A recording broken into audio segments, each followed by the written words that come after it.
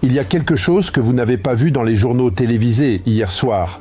Vous avez peut-être vu une image, un immeuble éventré, une colonne de fumée, un chiffre de blessés, un communiqué de l'armée israélienne parlant d'interception réussie et de défense opérationnelle. Ce que vous n'avez pas vu, c'est le nombre. Le vrai nombre. 9 vagues, en 24 heures. 9 assauts coordonnés de missiles iraniens sur le territoire israélien, chacun composé d'un mélange de drones lents et de missiles balistiques rapides à sous-munitions, chacun calculé pour arriver dans une fenêtre temporelle précise, chacun conçu pour que le suivant arrive avant que les défenses n'aient eu le temps de se réinitialiser. 9 fois en 24 heures, les sirènes ont retenti à Tel Aviv, à Haïfa, dans les villes du centre et du nord d'Israël. 9 fois, des familles ont couru vers des abris. 9 fois, les batteries de défense ont tiré. 9 fois, le système a tenu partiellement. Ce que les médias mainstream ont décrit comme une nuit difficile mais maîtrisée est en réalité quelque chose de radicalement différent.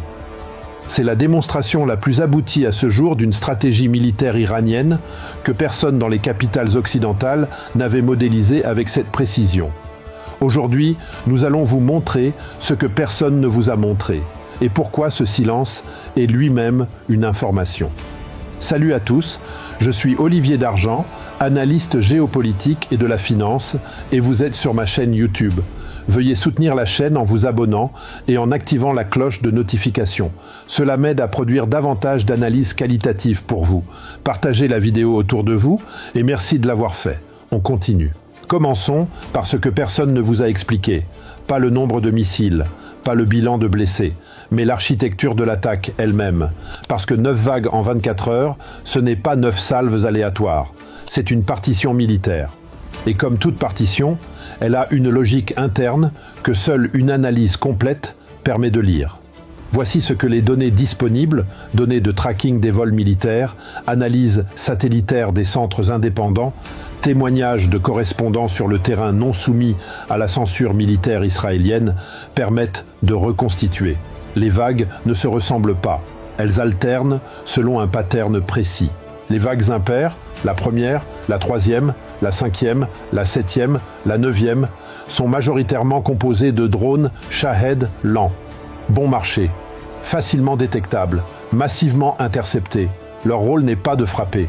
Leur rôle est d'activer les radars, d'activer les batteries, de forcer les équipages à s'engager, à consommer des intercepteurs, à chauffer les systèmes électroniques qui ont besoin de temps de refroidissement entre 2 cycles d'engagement intenses. Les vagues paires, la deuxième, la quatrième, la sixième, la huitième, arrivent dans la fenêtre créée par les vagues précédentes. Elles sont composées de missiles balistiques rapides, en trajectoire déprimée, à tête multiple. Ces missiles arrivent quand les batteries sont partiellement occupées, quand les équipages sont en régime d'engagement maximal, quand les stocks d'intercepteurs ont déjà absorbé une partie de leur volume disponible. Le résultat de cette alternance est une pression asymétrique continue sur les systèmes de défense. Pas une saturation brutale et instantanée, ce qui permettrait aux défenses de se préparer à un pic connu. Mais une pression ondulante, rythmée, qui ne laisse jamais les batteries se reposer complètement, tout en ne les saturant jamais simultanément au-delà de leur capacité maximale théorique. C'est une stratégie d'épuisement par la fréquence, pas par le volume, et cette distinction est fondamentale. Parce que les systèmes de défense antimissiles ont été conçus pour résister à des pics d'intensité. Ils n'ont pas été conçus, personne ne les avait conçus, pour fonctionner en régime quasi continu pendant 24 heures avec 9 cycles d'engagement successifs. Le centre James Martin d'études sur la non-prolifération, qui analyse les données satellitaires des sites de défense israéliens, a observé cette semaine des signatures thermiques inhabituelles sur plusieurs batteries de la région de Tel Aviv, signatures cohérentes avec un fonctionnement prolongé des systèmes de refroidissement des radars et des lanceurs au-delà de leurs paramètres nominaux d'utilisation. En langage non militaire, les batteries ont fonctionné si longtemps et si intensément que leurs composants ont chauffé au-delà de ce pourquoi ils ont été dimensionnés. Un système qui fonctionne en dehors de ses paramètres nominaux n'est pas un système en panne. mais c'est un système dont les performances sont dégradées. Un système dont le taux d'interception réel, dans ces conditions, est inférieur au taux d'interception théorique affiché dans les brochures. Et c'est dans cet écart, entre le taux théorique et le taux réel sous pression continue, que les missiles iraniens à sous-munitions ont trouvé leur chemin vers les quartiers résidentiels de Tel Aviv. Ce que les communiqués officiels appellent une défense opérationnelle, les ingénieurs des gardiens de la Révolution appellent un système en limite de régime. Et un système en limite de régime finit toujours par laisser passer quelque chose. Parlons maintenant de l'arme elle-même. Parce que les images d'immeubles éventrés que vous avez vues ne racontent pas toute l'histoire des sous-munitions iraniennes.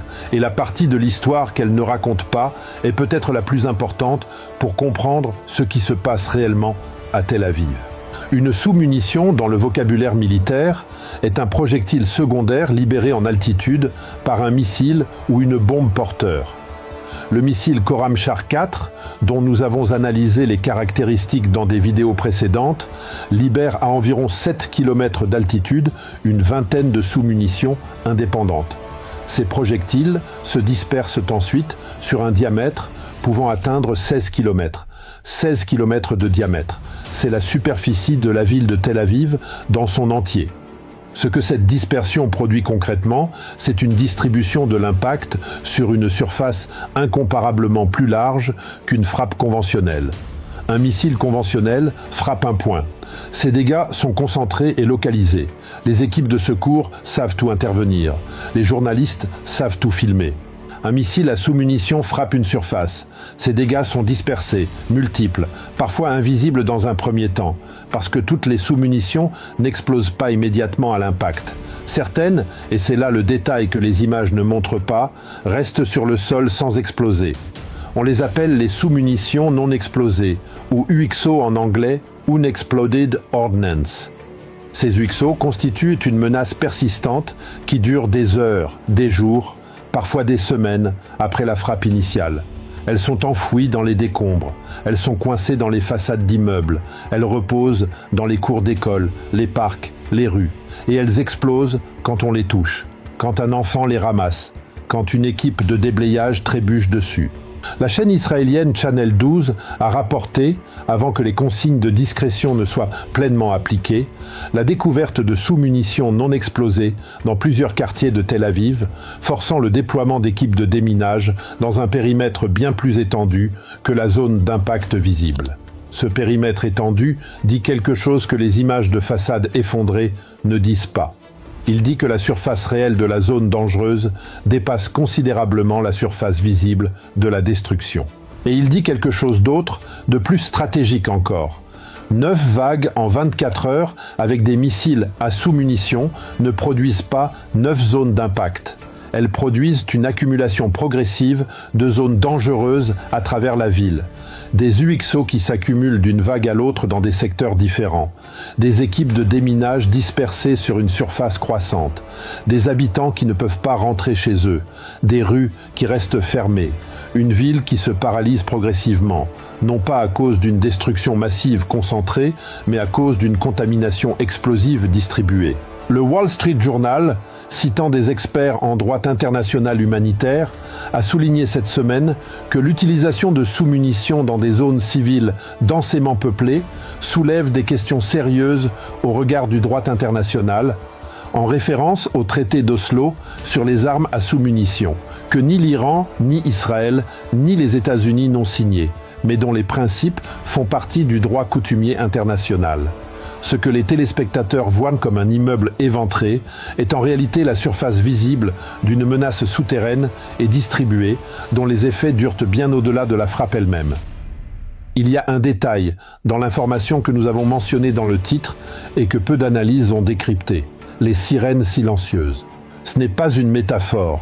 Dans au moins 3 incidents documentés lors des 9 vagues des dernières 24 heures, des impacts ont eu lieu dans des zones où le système d'alerte précoce n'avait pas déclenché d'alarme suffisamment tôt ou n'en avait pas déclenché du tout pour permettre aux habitants de rejoindre les abris. Comment est-ce possible dans un pays qui a investi des décennies à construire l'un des systèmes d'alerte précoce les plus perfectionnés du monde ? La réponse tient en 2 mots, trajectoire déprimée. Les missiles balistiques conventionnels suivent une trajectoire parabolique haute. Ils montent haut dans l'atmosphère, parfois dans l'espace, avant de redescendre sur leur cible.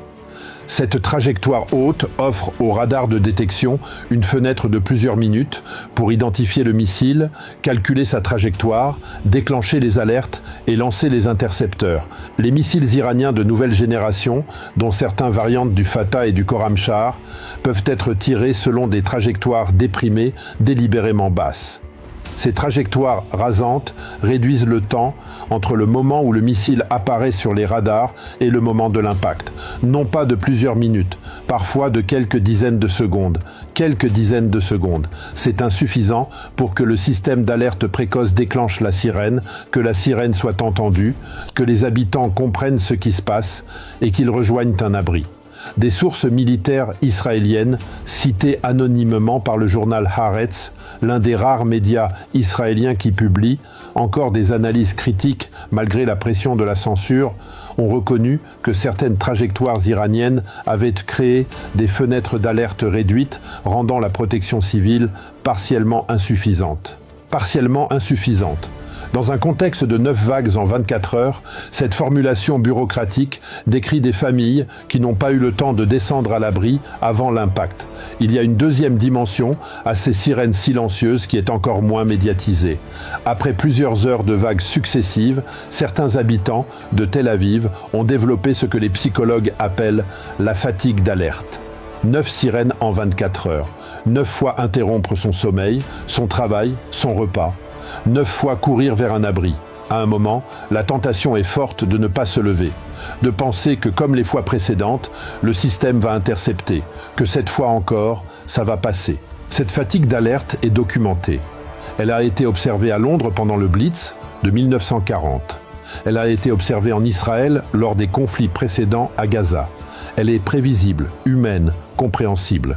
Et elle crée une vulnérabilité supplémentaire que la stratégie iranienne des vagues répétées exploite indirectement. Un pays en état d'urgence permanente finit par s'habituer à l'urgence. Et s'habituer à l'urgence, c'est commencer à baisser la garde. Ce que les états-majors appellent la résilience de la population civile, les psychologues militaires appellent l'érosion progressive de la vigilance. Parlons maintenant de ce que les médias ne vous ont pas dit. Pas parce qu'ils mentent, mais parce que la censure militaire israélienne et la complexité de la situation rendent le tableau complet difficile à reconstituer depuis les studios parisiens ou londoniens. Voici ce que les sources indépendantes, correspondants sur le terrain non accréditées auprès de l'armée israélienne, organisations humanitaires, données de tracking satellitaire, permettent d'établir au-delà des communiqués officiels. Premier fait-tu, le nombre d'immeubles touchés dépasse significativement ce qui a été officiellement communiqué. La municipalité de Tel Aviv a fait état de dommages dans plusieurs quartiers. Des résidents ont publié sur les réseaux sociaux des images d'impact dans des zones que les communiqués officiels n'ont pas mentionnées. Ces publications, dont certaines ont été retirées dans les heures suivant leur mise en ligne, constituent un corpus documentaire que des journalistes indépendants compilent et analysent. Deuxième fait-tu, le nombre réel de personnes déplacées. Les autorités israéliennes ont communiqué sur les relogements d'urgence dans certains bâtiments impactés, mais le périmètre d'évacuation préventive lié aux sous-munitions non explosées a forcé un nombre bien plus important de familles à quitter temporairement leur domicile. Ces évacuations préventives ne sont pas comptabilisées dans les bilans officiels des frappes.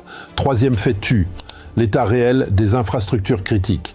Plusieurs sources ont rapporté des perturbations dans l'alimentation électrique de certains quartiers de Tel Aviv dans les heures suivant les frappes.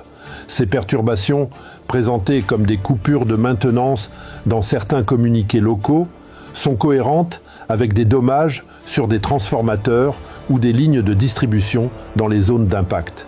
Quatrième fait-tu, l'impact psychologique sur le personnel des services de secours.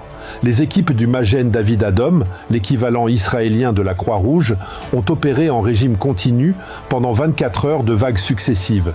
Des témoignages anonymes de secouristes, publiés sur des forums fermés israéliens et relayés par des journalistes spécialisés, décrivent un état d'épuisement physique et émotionnel inhabituel, même pour des équipes habituées aux situations d'urgence. Ce tableau, immeubles touchés non comptabilisés, déplacés sous-estimés, infrastructures fragilisées, équipes de secours épuisées, n'est pas le tableau d'une nuit difficile, mais maîtrisée. C'est le tableau d'une ville en état d'urgence réelle dont la communication officielle gère soigneusement la présentation pour éviter la panique et préserver le moral. Cette gestion de l'information est compréhensible du point de vue de la sécurité nationale. Elle est légitime dans le cadre d'un pays en guerre. Mais elle crée un écart entre la réalité vécue par les habitants de Tel Aviv et la réalité perçue par les observateurs extérieurs qui ne voient que les communiqués officiels. Et cet écart a une conséquence politique directe. Il alimente la méfiance croissante d'une partie de la population israélienne envers son propre gouvernement. Ce sondage que nous avons cité dans des analyses précédentes, 58% des Israéliens sans confiance dans la stratégie de sortie du gouvernement, ne vient pas du néant. Il vient de l'accumulation de nuits, comme celle-là, où ce que les habitants ont vécu dans leurs abris ne correspond pas à ce qu'ils lisent ensuite dans les communiqués officiels. Ce que le gouvernement israélien appelle la gestion de l'information en temps de guerre, la population de Tel Aviv appelle le fossé entre ce qu'on nous dit et ce qu'on vit. Reculons maintenant pour voir la forêt derrière les arbres. Parce que 9 vagues en 24 heures, des sous-munitions, des sirènes insuffisamment précoces, des médias partiellement silencieux, tout cela n'est pas un ensemble d'incidents séparés. C'est la manifestation visible d'une stratégie cohérente dont nous allons maintenant exposer la logique complète. Cette stratégie repose sur un principe que les théoriciens militaires connaissent depuis la Première Guerre mondiale, mais que les guerres modernes à haute technologie avaient partiellement éclipsé. L'épuisement comme arme. Pas l'épuisement militaire conventionnel, détruire les soldats, les armes, les bases. Mais l'épuisement systémique, l'épuisement des batteries de défense poussées hors de leurs paramètres nominaux, l'épuisement des équipes de secours en régime continu, l'épuisement psychologique des populations forcées à 9 cycles d'alerte en 24 heures, l'épuisement économique d'une ville dont les activités normales sont interrompues répétitivement, et l'épuisement politique d'un gouvernement dont la capacité à protéger ses citoyens est mise en doute à chaque sirène qui retentit. Ces 5 formes d'épuisement simultanées sont précisément ce que la stratégie des 9 vagues est conçue pour produire. Pas en un jour, pas en une semaine, mais dans la durée d'un conflit dont l'Iran a, depuis le début, refusé de se laisser dicter le calendrier. Goldman Sachs, dans une note de marché publiée cette semaine qui analyse les implications économiques du conflit, a calculé que chaque journée de perturbation à ce niveau d'intensité coûte à l'économie israélienne entre 800 millions et 1,2 milliard de dollars en perte d'activité, de tourisme, d'investissements étrangers et de coûts de défense. Multipliez ce chiffre par 25 jours, puis projetez-le sur 50, 60, 90 jours. L'épuisement économique d'Israël est une variable que les états-majors calculent autant que les bilans militaires. Et cette variable, à la vitesse actuelle, devient politiquement significative. L'Atlantic Council, dans une note publiée cette semaine, a décrit la stratégie iranienne des vagues répétées comme une guerre de fréquence plutôt qu'une guerre de puissance. Une guerre conçue non pas pour détruire le système défensif israélien d'un seul coup, mais pour l'user progressivement jusqu'au point où son efficacité réelle s'écarte suffisamment de son efficacité théorique pour créer des fenêtres exploitables à grande échelle. Et cette stratégie contient une subtilité supplémentaire que même les analystes les plus proches du dossier peinent à formuler clairement. Chaque vague que l'Iran tire lui apprend quelque chose. Chaque réaction des défenses israéliennes est une donnée. Chaque interception, chaque raté, chaque fenêtre dans laquelle un missile passe fournit aux ingénieurs iraniens des informations qui améliorent la précision et l'efficacité des vagues suivantes. L'Iran s'améliore en temps réel. Chaque vague est meilleure que la précédente.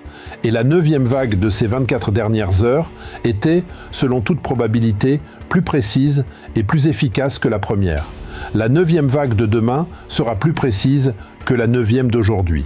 C'est cette trajectoire d'amélioration continue, et non le volume brut de missiles tirés, qui constitue la véritable menace stratégique que ni les communiqués officiels, ni les analyses mainstream ne formulent avec cette clarté. Ce que les états-majors occidentaux appellent une guerre d'attrition, les gardiens de la révolution appellent un programme d'optimisation en conditions réelles. Il y a quelque chose d'historiquement rare dans ce que nous venons d'analyser ensemble. Un pays, Israël, dispose du système de défense antimissile le plus dense, le plus financé, le plus technologiquement sophistiqué au monde. Des décennies de développement, des milliards de dollars américains, 4 couches de protection conçues par les meilleurs ingénieurs de défense de la planète, et une armée, les gardiens de la révolution, sans accès aux technologies de l'OTAN, sans satellites militaires américains, sans les chaînes logistiques des grandes puissances, a développé en 25 jours une stratégie qui pousse ce système hors de ses paramètres nominaux, qui crée des fenêtres d'interception insuffisantes, qui distribue des sous-munitions persistantes dans une ville entière et qui produit une forme d'épuisement systémique que les concepteurs du dôme de fer n'avaient pas modélisé. Ce n'est pas la victoire de l'archaïsme sur la technologie, c'est la victoire de la stratégie sur la puissance brute. C'est la démonstration que la sophistication technologique la plus avancée possède toujours une limite et que cette limite peut être trouvée et exploitée par un adversaire suffisamment patient, suffisamment méthodique, suffisamment déterminé à apprendre.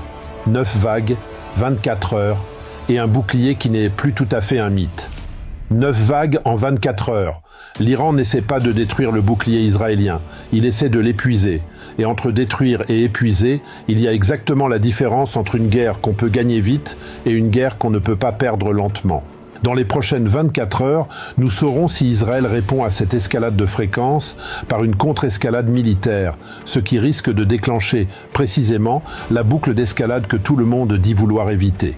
Ou si la pression politique intérieure, les 58% d'Israéliens sans confiance dans la stratégie de sortie, commence à peser sur les décisions du gouvernement Netanyahou d'une façon que les états-majors ne peuvent plus ignorer. Je serai là pour l'analyser avec vous, en temps réel, sans les filtres. Abonnez-vous, partagez. C'est ce qui permet à cette analyse indépendante d'exister face aux narratives officielles. Et dites-moi dans les commentaires, pensiez-vous qu'une stratégie de vagues répétées pouvait épuiser le dôme de fer? Et selon vous, combien de temps Israël peut-il absorber ce rythme avant qu'un changement politique majeur ne s'impose? Je lis tout, je réponds à tout. À très bientôt.